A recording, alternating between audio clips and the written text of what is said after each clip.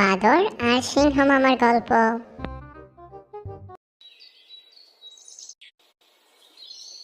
তো বন্ধুরা, কেমন আছো তোমরা? আশা করি তোমরা সবাই ভালো আছো।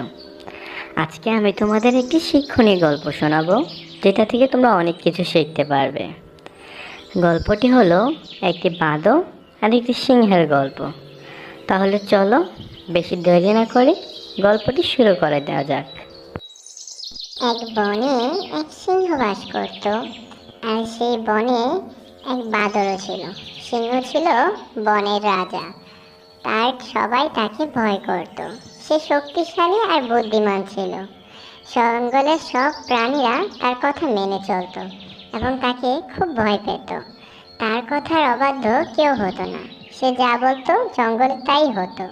অন্যদিকে বাদরটি ছিল খুবই বুদ্ধিমান, কিন্তু একটু চালাক আর দুষ্টু। সে সব সময় মজা করত এবং বনের প্রাণীদের হাসাতো বিভিন্ন রকমের কৌতুক করে। সে সিংহকে মোটেও ভয় পেত না। একদিন বাদরটি মনে মনে ভাবলো, এই সিংহ অনেক বড়াই করে যে সে বনের রাজা, কিন্তু বুদ্ধি ছাড়া শুধুমাত্র শক্তি দিয়ে সব কিছু সম্ভব নয়। আমি দেখাবো যে বুদ্ধিও অনেক শক্তিশালী হতে পারে। তখন বাদরটি একটি কৌশল বের করলো আর সে সিংহর কাছে গিয়ে বলল, হে মহারাজ, আপনি সত্যিই খুব শক্তিশালী, কিন্তু আমি শুনেছি আপনি শুধু শারীরিকভাবে শক্তিশালী, বুদ্ধিতে নয়। আপনি যদি বুদ্ধির খেলা খেলতে পারেন, তাহলে আমি আপনাকে প্রকৃত রাজা হিসেবে মেনে নেব। আমি শক্তিতেও রাজা, বুদ্ধিতেও রাজা। বল দেখি, কি খেলা খেলতে চাও? বাদরটি তখন সিংহ মামাকে বলল, আমরা একটা প্রতিযোগিতা করি। আমি আর আপনি দুজনে মিলে একটি নির্দিষ্ট গন্তব্যে পৌঁছানোর চেষ্টা করব। যে প্রথমে পৌঁছাবে সে বিজয়ী হবে, কিন্তু গন্তব্যটা একটু দূরে এবং আমাদের একে অপরকে সাহায্য করতে হবে। ঠিক আছে, এটা তো খুব সহজ কাজ। আমি তো তোমার থেকে অনেক দ্রুত দৌড়াতে পারি। আমি এখানে জিতবো, তুমি এখানে হারবে নিশ্চিত।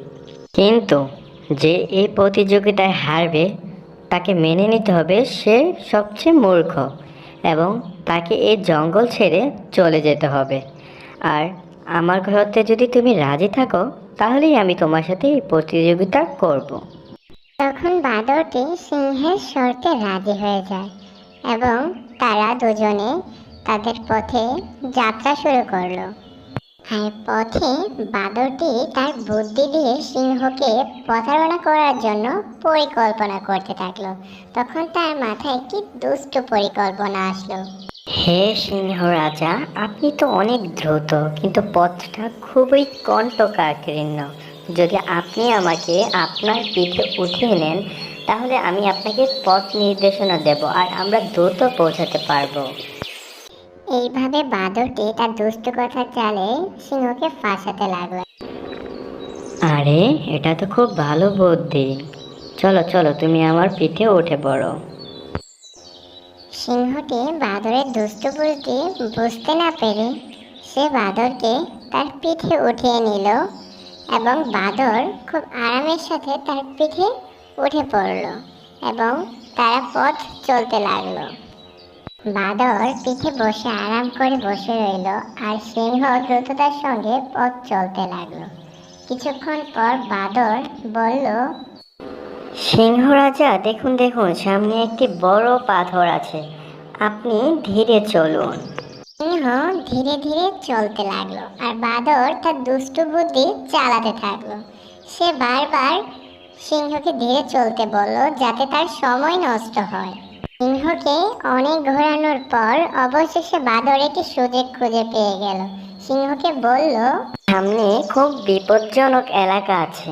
আপনি যদি একটু বিশ্রাম নেন, আমি আগে দেখে আসি আর নিরাপদ রাস্তা আপনাকে দেখাই এবং আপনি নিরাপদে চলতে পারবেন তাহলে। কিছুটা পথ চলতে চলতে সিংহ ক্লান্ত ছিল, তাই সে বাদরের কথা মেনে নিয়ে বিশ্রাম নিতে লাগলো। সিংহ গাছের নিচে বসে বিশ্রাম নিতে লাগলো আর বাদরটি তখন দৌড়ে সামনে চলে গেল আর সে প্রতিযোগিতা জিতে নিল। সিংহ যখন গন্তব্যস্থলে পৌঁছালো তখন সে দেখলো বাদর ইতিমধ্যেই সেখানে বসে আছে। সিংহ রেগে গেল। কিন্তু সে বুঝতে পারলো বাদর বুদ্ধি দিয়ে তাকে হারিয়েছে। সে স্বীকার করলো, তুমি ঠিকই বলেছিলে বাদর ভাইয়া, শুধু শক্তি দিয়ে সবসময় জেতা যায় না, বুদ্ধিরও অনেক মূল্য আছে। বাদর তখন হাসি দিয়ে সিংহকে বলল, সিংহ, শক্তি আর বুদ্ধি একসঙ্গে থাকলে সবচেয়ে ভালো ফল হয়। তাই আমরা একে অপরকে সম্মান করব এবং সহযোগিতা করব। কেউ কখনো তার শক্তি বা বুদ্ধির বড়াই করব না। সিংহটি তার ভুল বুঝতে পারলো এবং আর কখনো কাউকে বিরক্ত করলো না। তো ছোট্ট বন্ধুরা, এই গল্পের শিক্ষা হলো শুধু শক্তি নয়, বুদ্ধিও জীবনের অনেক গুরুত্বপূর্ণ সম্পদ। তো আমাদের গল্পটি কেমন লাগলো তোমরা সবাই জানাবে কমেন্ট করে। গল্পটি ভালো লাগলে একটা লাইক করে দেবে, আর চ্যানেলে নতুন হয়ে থাকলে সাবস্ক্রাইব করে বেল আইকনটি বাজিয়ে দেবে, তাহলে আমাদের চ্যানেলের নতুন ভিডিও তোমরা সবার আগে পাবে।